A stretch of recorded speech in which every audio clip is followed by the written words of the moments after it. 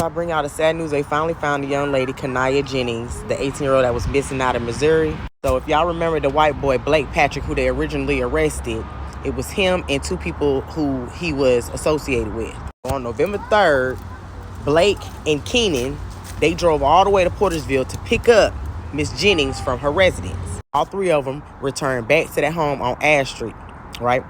And at that time, the Blake Patrick, he said that him and the Keenan had with the girl.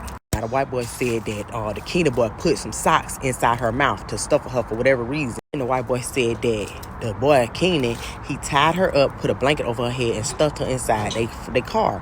Drove to a gas station, used her Cash App card to send him some money to put $20 gas in the car. Police got footage of all this. All this is footage because, when you go inside the store, they're recording this footage HD. They got all that shit on camera.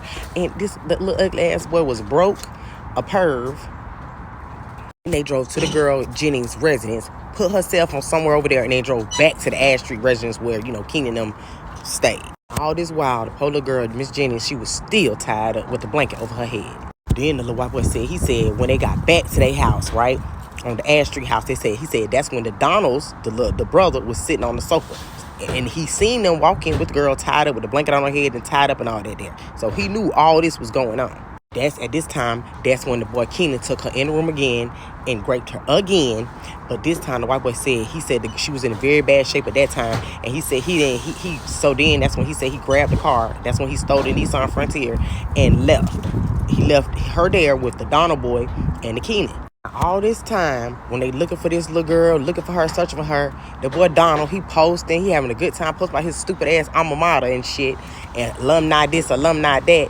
But the whole while he's sitting there with this girl in the house, and he knew what the hell was going on. I feel no sympathy for him. I hope they all are brought to justice. I wish we had the whatever you do, they do back to you. I wish we lived in that type of world. So whatever you do, let them do it the same shit to your ass. But we don't live in that kind of world. We don't live in the communist community. No, we don't. And between that time, they got rid of the body using some other car that was equipped with, they said it had video footage or audio, whatever, in that vehicle, whatever vehicle he used.